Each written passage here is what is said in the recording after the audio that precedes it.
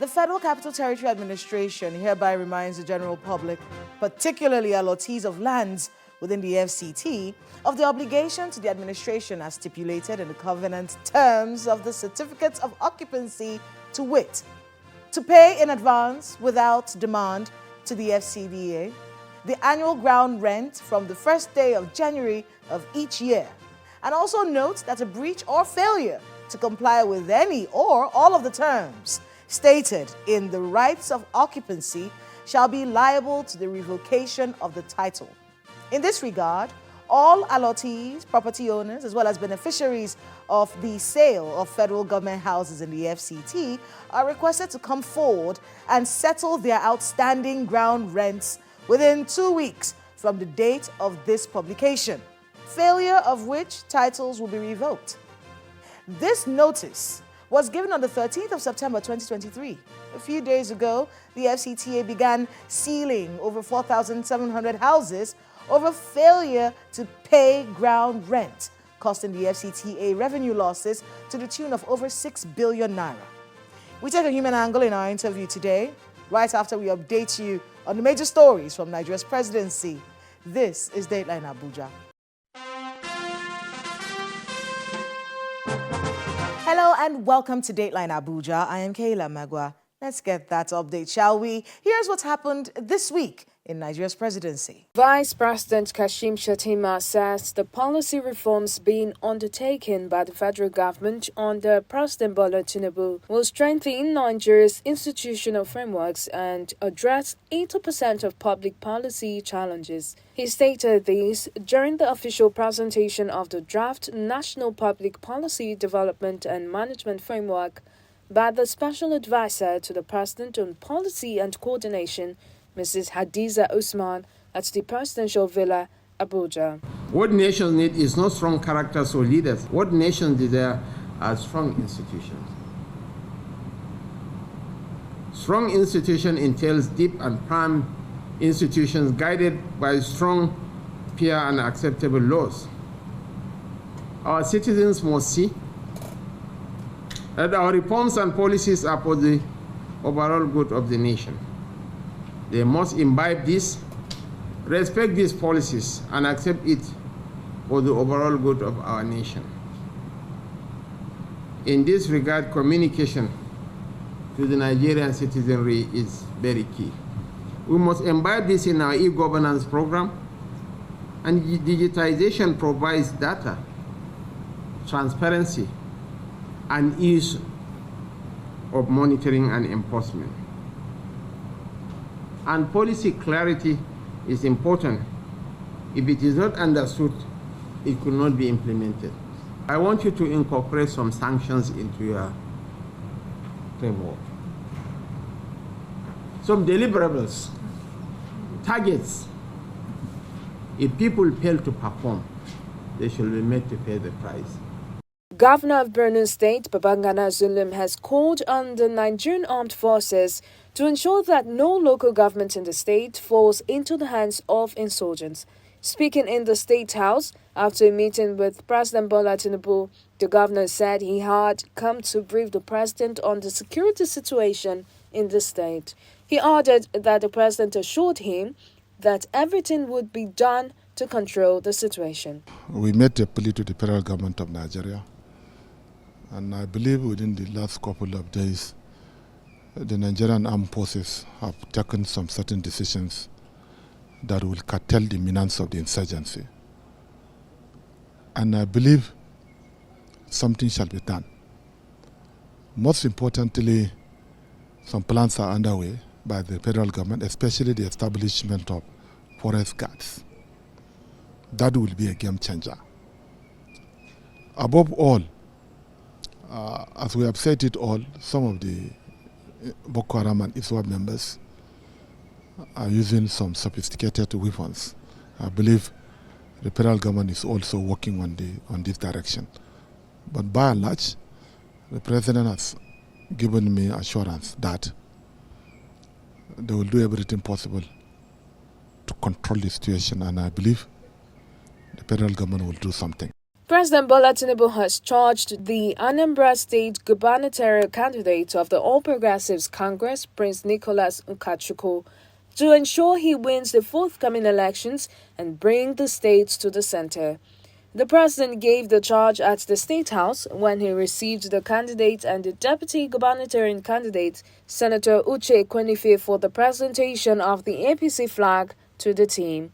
Also present at the ceremony was the APC National Chairman, Abdullahi Ganduje, the Deputy Vice Chairman, Southeast, Ima, and the Chairman of the Progressive Governors Forum, Governor Hope Uzodinma. Speaking with State House correspondents afterwards, the candidate gave his assurance that they are prepared and ready to win the coming elections. The federal government and the World Bank have unveiled an additional $700 million funding for the Adolescent Girls Initiative for Learning and Empowerment Agile project. This brings the total investment in the initiative to $1.2 billion. The launch coincides with the 2025 Children's Day event, where the First Lady of Nigeria, Senator Oluremi Tinubu, reaffirmed the government's commitment to protecting the rights of Nigerian children. Let us continue to stand united in this shared vision. I want to use this opportunity to introduce our students to two programs that the Renewed Hope Initiative will be launching soon. First is the Environment Club for Secondary School students and the Environment Society for students in tertiary institutions nationwide.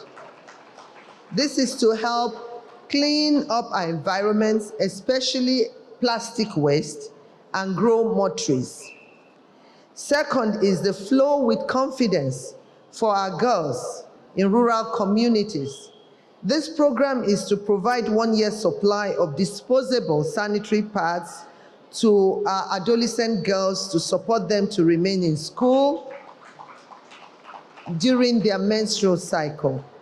I urge our traditional rulers and community leaders to also be on the lookout for the commencement of these programs.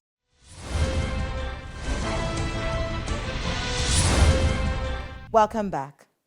Over 4,000 properties in the Central Business District, Garki 1 and 2, Wuse 1 and 2, Maitama, Asokoro, and Guzape are being sealed in Abuja over non-payment of ground rent for over 10 years. According to the FCTA administration, substantial notices were issued to the property owners and a total of 8 billion has been lost as revenue due to the non-compliance. Here's how the sealing happened in the past week.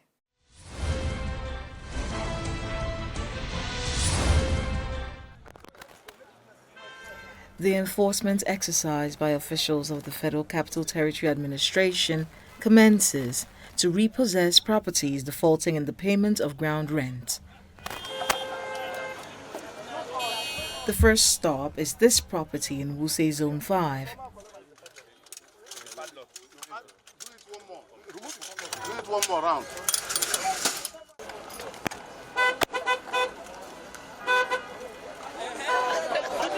They move to another property in the same axis.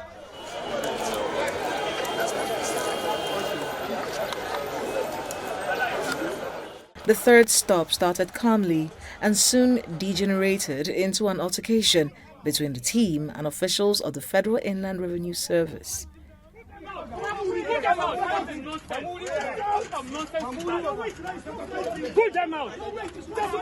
The FCTA officials eventually had their way and sealed the premises.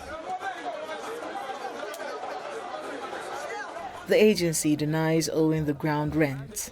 On the 19th of February 2024, we wrote to the AGs and there's an acknowledgement letter here, telling them to look through our account, reconcile our payments that we made from 2000 to 2023, and give us a treasury receipt. This is the memo. It is accepted or received at the office. So, and they didn't respond to our letter. It's over a year from the date stamped here, and they have not responded to us, only for them to appear at our offices today without notifying the service and carry out the whole arrangement that happened today and ending up sealing the office against all of the entities that we made to them, showing them documentation, payment mandates that we have done. So I think that the public should be aware of the facts of the matter, and it should be understood that FIRS, as a law-abiding organization or agency, cannot owe ground rent for any property that they own. We only received one ground rent offer since the existence of these properties, and we paid it 3 months after the request was made. Unrelenting in their pursuit, the FCTA officials proceed to seal up more properties, including a hotel, the headquarters of the National Agency for the Prohibition of Trafficking in Persons, NAPTIP, and the National Secretariat of the People's Democratic Party. We've gone to a number of properties and sold them, as we did say we will do. We are now at Wadata Plaza, where the PDP is occupying. This is a copy of the revocation notice and the evidence of service. This is him, served since the 14th of March 2025. And a copy of this was duly pasted at the gate of this building. The owner of this property, Senator Samaila Maman Kofi, was owing 28 years ground rent. And then FIRS, 34 years. One of them is 25 years. So we keep proper records. When you pay your ground rent, you have to be issued with receipt of payment. Let the FIRS present the receipt of payment issued by the Lands Department or the FCTA, showing that they paid ground rent for 25 years on the property we went to. So those claims are not completely true. You don't just do something and, just like some of them, they claim, FIRS too, they claim they own the property. But in our records, they don't. If you buy property, you have to register your interest. The property which FIRS is occupying, where we just sealed before coming here, is owned by Fortunate something limited. According to the FCTA, revocation notices were sent to ground rent defaulters and their names published in major dailies months ago. Assistant to the Honorable Minister. Meanwhile, in a statement on Monday evening, the FCT Director of Land Administration, Chijioke Nwankeze, says President Tinubu had intervened and that by that intervention, the owners of the properties now have 2 weeks to settle the outstanding ground rents with associated properties. The statement read in part, quote, "The President, His Excellency Bola Ahmed Tinubu GCFR, has intervened. Therefore, by Mr. President's intervention, holders of the affected properties now have 2 weeks to settle the outstanding ground rents with associated penalties." End quote. Mr. Nwankeze also said the defaulters will pay penalties in addition to the ground rent owed. The statement also reads, quote, "For properties in the central area, the sum of 5 million naira will be paid by the defaulters as penalty, in addition to the ground rent owed. Those in Maitama, Asokoro, Wuse 2 and Guzape districts will pay the sum of 3 million naira as penalty in addition to the ground rent owed. Defaulters in Wuse Zone 1, Garki 1 and Garki 2 will pay 2 million naira as penalty in addition to the ground rent owed." He adds that all those who purchase properties from other people but are yet to register their interest by obtaining the mandatory minister's consent and registering their deeds of assignment now have 14 days to do so at the FCT Department of Land Administration. Furthermore, the Minister of the Federal Capital Territory, Barrister Nyesom Ezenwo-Wike CON, has granted a 14-day grace period to all property holders in the FCT to pay up their right of occupancy.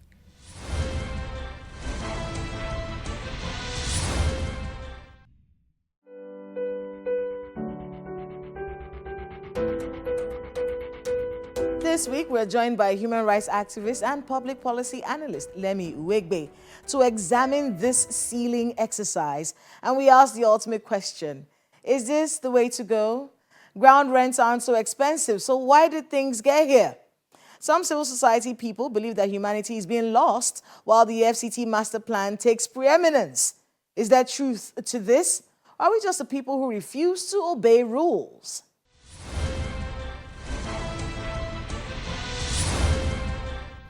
Mr. Uwegbe, welcome to Dateline Abuja. Thank you for having me. So you were watching all the sealing going on. Yeah. Of course, the president has given a 2 weeks extension, so people can get it sorted out. What were your thoughts on what was happening? On what will continue to happen? Because we're counting it.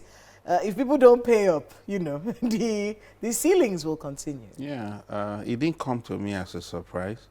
And I do not think any of the persons whose property were sealed should feign ignorance that this was inevitable. Government, the FCTA, are taking the necessary steps.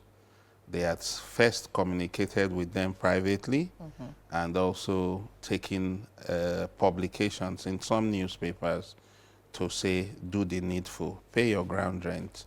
And these things are statutorily provided. So I see no reason why people should actually not be up to their obligations.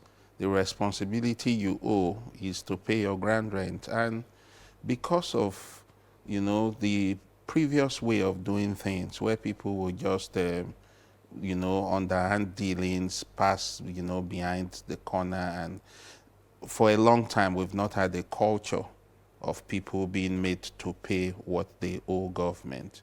And that's the reason this is coming, maybe making news. It should ordinarily have been a normal process that we are used to. So yes, there will be a lot of hues and cries because we're a bunch of very sentimental people. But whether we like it or not, the proper steps were taken. And anybody who owns a property and had been so notified owed himself a responsibility, and in other cases owed even the tenants, because some of the property are occupied by tenants.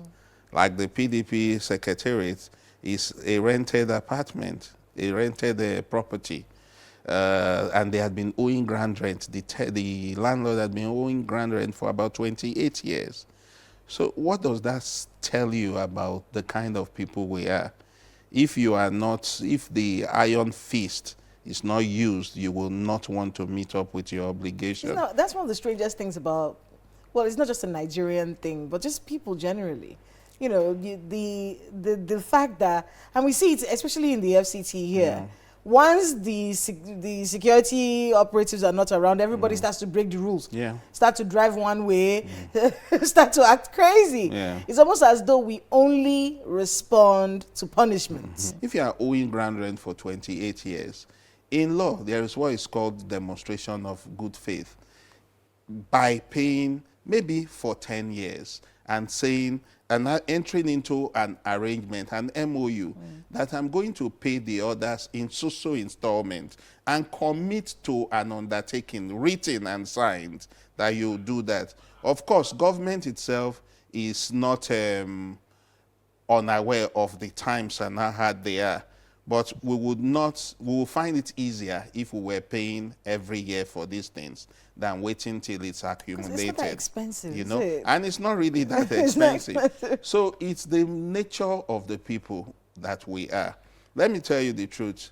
As a member of the civil society, you would expect that, people who think that civil society is just about coming and antagonize government's decision and all. Civil society is for the good of the society, for country and people. And if country and people must thrive, then there must be a rule of law. There must be respect to our obligations as citizens and obligations of government to citizenry. And government in this sense has performed its obligation of notifying you that, look, you've gone on for too long. It's not business as usual. Everyone is calling out the minister of the FCT, Barrister Nyesom Ezenwa-Wike. And for me, I think that it is really unfair. For me, for this particular incident, I would say that it gets my plaudit. I would say that it gets my thumb up, because we must have people who understand the law and have the courage to drive to make sure that they drive the process for the law to be enforced. The only thing is that it should be enforced with human face. And they've demonstrated that goodwill again to say that we are extending. The president has announced it. We will extend a grace period of 2 weeks. Now, that again demonstrates the good faith on the part of government. Will the citizens who are owing these monies, will they take steps? Maybe if it comes to issues of demolition, we can begin to say, okay, because we must side on the fact that the UN Development Goal on SDG, Goal 11, is on affordable, accessible housing, and the needs. You know, recently, a lawmaker was trying to move for demolition of, you know, villages around the FCTA and all that, that they look like slum. When it's flying down, the aerial view, the aeroplane view it has is very ugly and all that. And we say, even then, when you are to demolish, because of course we know that the FCTA also plans to do that. On that one, we need to caution, because even in the SDG Goal 11 for housing, you know that even slums, it's incumbent on government to upgrade them, not to dislocate people from where they live without, when you can upgrade it, or you can relocate them to a place where they can have shelter. In the 21st century, it will definitely not be something that any of us, I will not support any attempt when Nigerians are in dire straits already, for you to just say, okay, the place doesn't look beautiful. What are you doing to beautify it? You also have an obligation. What if the place is a cesspool for crime? Yes. When it's a cesspool for crime, what do? You look, everywhere that you leave vacant, unoccupied, will become a hideout for criminality. And so people like me will err on the side of saying government instead should take control of certain things, create amenity, make the place habitable, make it in such a way that more people will be willing to invest in putting proper structures there. That way, you own a property in that place, you take responsibility for some measure of security, while government itself will do its ultimate What of houses that are built obligation. on waterways? No, definitely. You see, that's the thing.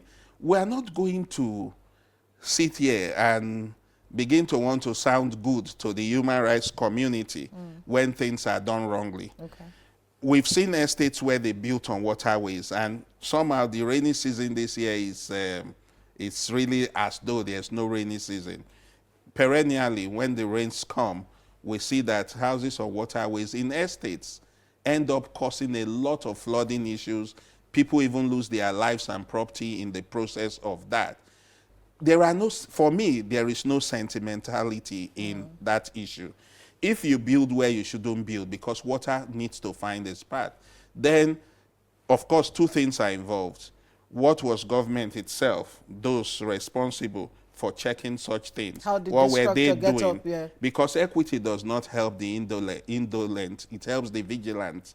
So government has people working in the development agencies that ought to. Remember, even when you are building in legitimate areas, they come and they write stop work. Yeah. So for people to build in waterways, when we have officials who are responsible, it should not just be about telling them to remove the property. You should also make them accountable. Before we let you go, the thought process among many people in the FCTA, especially from the civil society, is that the master plan is taking preeminence over the humanity of governance in the FCT. What do you make of that assertion? And are there ways that the minister can be more humane in the way he carries out his development work? Yes, like I told you, when it comes to the issues of demolition and, you know, dislodging people from their legitimate where they have built, because it takes two to tango. If you have slept on your duty and you've allowed someone start from foundation to the building stage, then you take some measure of responsibility. So if you are going to remove that person from that property, there must be a proper arrangement where you are relocating the person to. There must be human face. No matter what, you are not going to govern over people who are dead or people who have no homes, no shelter, because once there is homelessness, lack of shelter, more criminality is unleashed in our society. So the minister of the FCT really is doing a great job, but it's important that we also continually appeal to him that he must really be guided by the milk of human kindness without compromising, the proper order. Anybody who builds on waterway has already endangered other people who live in the environment. So in trying to get the person out too, there should be some measure of palliative. We mustn't use a sledgehammer to kill a termite or an ant. I want to thank you very much for being with us on Dateline Abuja, and good luck with all the work you have ahead of you. Thank you.